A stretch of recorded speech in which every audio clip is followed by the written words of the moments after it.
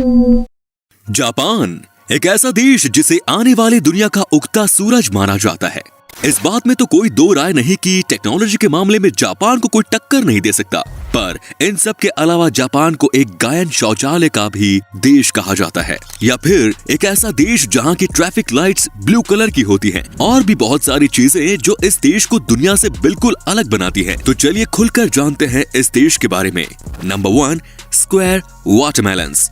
दोस्तों, तरबूज के इस आकार का आविष्कार पिछले 70s में एक ग्राफिक डिजाइनर की मदद से किया गया था, क्योंकि इस आकार में इन्हें फ्रिज में मजबूती से रखा जा सकता है और काफी आराम से काटा भी जा सकता है। जापान के किसान इन्हें एक स्पेशल कंटेनर में उगाते हैं, जैसे कि ये काफी महंगे और खूबसूरत होते हैं। लोग इन्हें खाने के तौर पर न खरीद के सजाने के तौर पर ज्यादा खरीदते हैं। Number 2, ramen noodles bath. Hakone में बसे इस यूनशान स्पा रिजोर्ट में सुअर के मांस का सूप और रामेन नूडल्स खिलाकर लोगों का दिल बड़े आराम से जीत लिया जाता है। जापान के काफी लोग इसके पीछे दीवाने हैं। उनका ये मानना है कि सुअर के मांस का सूप उनकी त्वचा के लिए बहुत लाभदायक है, क्योंकि उसमें भारी मात्रा में कोलेजन पाया जाता है। Number 3, bizarre flavour of KitKat. Chilli paper, wasabi, sweet potato, grill corn, soybean, salt watermelon, mango, green tea, ये सब बस कुछ किटकैट के छाटे गए फ्लेवर्स हैं जो जापान के लोग खाते हैं। इनमें से आप कौन सा खाना पसंद करेंगे, कमेंट्स में जरूर बताएं। Number 4, fake food. जापान के कुछ एक्सपर्ट्स प्लास्टिक और वैक्स की मदद से खाना बनाते हैं, और वो भी देखने में उतना ही लजीज लगता है जितना कि असली खाना लगता है। जापान के कितने ही रेस्टोरेंट्स इन प्लास्टिक के खानों को अपने रेस्टोरेंट्स की खिड़की के पास लगाकर भूखे इंसानों का ध्यान खींचने की कोशिश करते हैं। और आपको बता दूं कि इन प्लास्टिक के खानों को तैयार कराने में बहुत ज्यादा पैसे खर्च होते हैं। Number 5, rabbit island. 1940 की बात है, जब वैज्ञानिक ओकुनाशिमा आइलैंड पर कुछ चूहे लाए और उन पर टेस्ट करने का सोचा। पर कुछ महीनों बाद वहाँ उनकी तादाद इतनी बढ़ गई कि लोग वहाँ घूमने जाने लगे और अब वो एक टूरिस्ट प्लेस बन गया।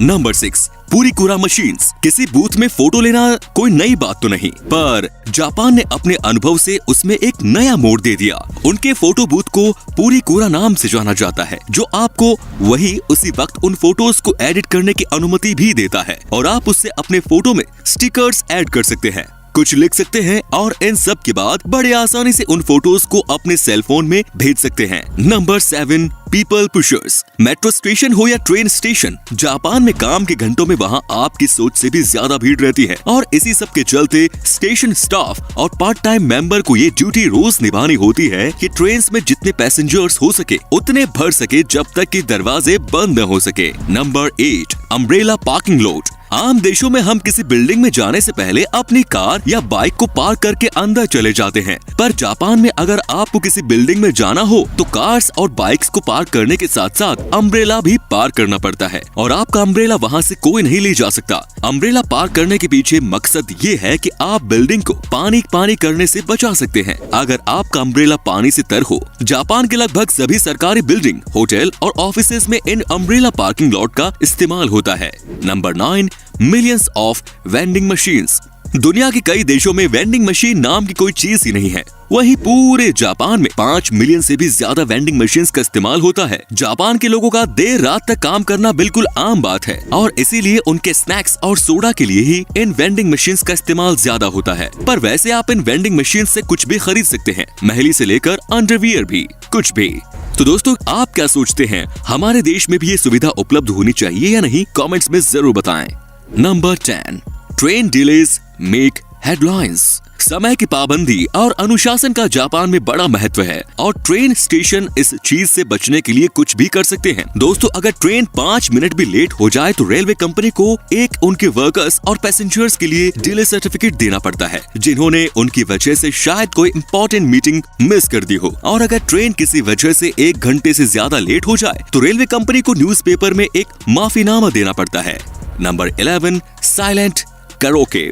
कोन के आकार का बना ये माइक्रोफोन एक अलग तरह का माइक्रोफोन है। इसे वहाँ के लोग अपने मुंह के ऊपर लगा के रखते हैं। इसकी मदद से वो अपनी भुनभुनाहट को दूसरों तक नहीं ले जाने देते। अक्सर जापान में इस गैजेट का इस्तेमाल ज्यादातर वो लोग करते हैं जो अपने अगल बगल के लोगों को परेशान नहीं करना चाहते, या फिर वो लोग जिन्हें पब्लिक प्लेस में खुद में गाना गाने में शर्म आती है। Number 12, polite slurping. वैसे तो दुनिया में कितने ही देशों में झुकने को अच्छा नहीं माना जाता, पर जापान में झुकने से ही किसी खाने की प्रशंसा मानी जाती है। अगर नूडल्स खाते वक्त आप झुके नहीं तो उस रेस्टोरेंट का शेफ ये समझेगा कि आपको उसका नूडल पसंद नहीं आया। Number 13, face napkins. ये तो आप जानते ही होंगे कि जब कभी भी हम बर्गर खाते हैं तो हमारे मुंह पे केचप लग ही जाता है, चाहे हम कितना ही आराम से क्यों न खाएं। पर वहाँ के एक रेस्टोरेंट के मालिक ने इसका इलाज ढूंढ लिया है। वो रेस्टोरेंट में आने वाले मेहमानों का चेहरा एक अलग तरह की नैपकिन से कवर कर देते हैं, जिससे कि उनके बर्गर खाने से उनका चेहरा गंदा नहीं होता। पर हाँ दोस्तों, देखने में थोड़ा अजीब जरूर लगता है। Number 14, water saving sticks. Japan में इन बेसिन्स को बिल्कुल टॉयलेट्स के बगल में लगाया जाता है, और ऐसा इसलिए क्योंकि टॉयलेट के तुरंत बाद पहले आप अपने हाथ धो लें और फिर वही पानी आप फ्लश के लिए इस्तेमाल कर सकें। तो इसी तरीके से आप एक ही पानी से 2 काम कर सकते हैं। नंबर 15, स्ट्रेंज मायो। दोस्तों, जापान में मेयो की कोई खास रेसिपी नहीं है। वहाँ पे लोग इसका इस्तेमाल सैंडविच, सलाद या मीट पे नहीं करते, बल्कि वो इसका इस्तेमाल आइसक्रीम्स और पेन केक्स के ऊपर करते हैं। अजीब है पर सच है दोस्तों। Number 16, naps at work. Japan में अगर किसी इंसान को झपकी लेते हुए पाया गया तो उसको मेहनत से काम करने की निशानी माना जाता है, और इसीलिए वहाँ झपकी लेने को बिल्कुल गलत नहीं माना जाता। पर अगर हमारे देश में ऐसा कर दिया जाए तो उसे तो काम से निकाल देंगे, है कि नहीं दोस्तों। Number 17, world's shortest escalator. Kawasaki शहर के मोर्स डिपार्टमेंट स्टोर में आपको दुनिया का सबसे छोटा एस्केलेटर देखने को मिल जाएगा। इस एस्केलेटर में बस 5 सीढ़ियां हैं और सिर्फ 33 इंच लंबी। ये तो है जापान के लोग टेक्नोलॉजी का भरपूर इस्तेमाल करते हैं।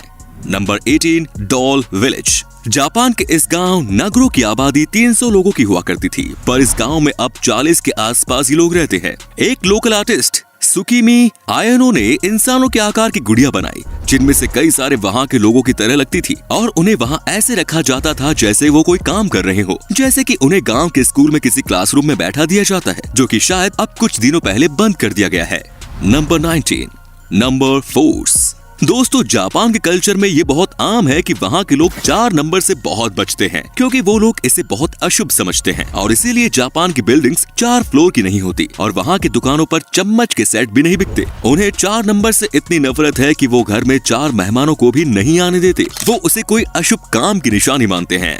Number 20, blue traffic light. Japan के सड़कों पर हरे कलर की लाइट की जगह नीले रंग की लाइट का इस्तेमाल होता है, और इसके पीछे का राज इनके नाम में ही छुपा है। इतिहास में ग्रीन और ब्लू को एक ही नाम ब्लू से जाना जाता था। जब जापान में पहली बार ट्रैफिक लाइट्स का इस्तेमाल किया गया था तो वो हरे कलर के ही लाइट्स का इस्तेमाल करते थे, पर जब उन्होंने सच जाना तो उन्होंने ग्रीन की जगह नीली लाइट्स का इस्तेमाल करने का इरादा बना लिया। Number 21, cleaning classes. जापान के सभी स्कूल में बच्चे अपने क्लासरूम को खुद ही साफ करते थे, क्योंकि वो इस काम को अपनी पढ़ाई का एक हिस्सा समझते थे, और यहाँ तक कि वहाँ के टीचर्स भी इसमें उनकी मदद करते थे। क्लासरूम के साथ साथ बाथरूम भी साफ करने की जिम्मेदारी भी स्कूल के बच्चों को ही दी जाती थी, क्योंकि वहाँ के टीचर्स का मानना है कि ये काम उन्हें रिस्पॉन्सिबल सिटीजन बनने में उनकी मदद करेगा। Number 22, footpath train. सुडोई टूरिस्ट ट्रेन जापान की एक ऐसी ट्रेन है जिसमें ऐसा नजारा देखने को मिलता है जो आप सोच भी नहीं सकते। इस ट्रेन में फुटपाथ की सुविधा भी पाई जाती है। खुशबूदार सरों के पेड़ की मदद से बनाए गए, और इसमें हल्के गर्म पानी का इस्तेमाल किया जाता है, जो कि पैसेंजर्स को काफी आराम देता है। Number 23, futuristic toilet. जापान के टॉयलेट्स आम टॉयलेट्स की तरह बिल्कुल नहीं होते। ये बहुत ही अच्छी तकनीक से बनाए गए हैं। इन टॉयलेट्स को इस्तेमाल करने से पहले आपको पता होना चाहिए कि आखिर इसमें मौजूद इन बटन्स का मतलब क्या है। इसमें कई अलग तरह के ऑप्शंस पाए जाते हैं, जैसे कि अगर आप चाहे तो टॉयलेट सीट को अपने मुताबिक गर्म कर सकते हैं, आप चाहे तो गर्म पानी स्प्रे कर सकते हैं, और चाहे तो आप गाने भी बजा सकते हैं। दोस्तों, जापान के इस टेक्नोलॉजी के लिए एक लाइक तो बनता ही है। Number 24, crazy flavour ice cream. Japan के लोग खाने के अजीब जोड़े बनाते हैं और उसे बड़े चाव से खाते हैं। उसी में से एक है ये आइसक्रीम फ्लेवर। आइसक्रीम फ्लेवर के नाम पर जापान के लोग घोड़े का मांस, कैक्टस, चारकोल, लहसुन का इस्तेमाल करते हैं, और ये सब इनके लिए कोई हैरत की बात नहीं। Number 25, space saving parking lot. दोस्तों, जापान लोगों से भरा हुआ देश है। वहाँ के लोग पार्किंग लॉट्स के नाम पर जगह की बर्बादी बिल्कुल नहीं करते। जैसा कि आप स्क्रीन पर देख पा रहे होंगे किस तरह वहाँ के लोग मल्टी लेवल गैराज का इस्तेमाल करते हैं। Number 26, robot run hotel.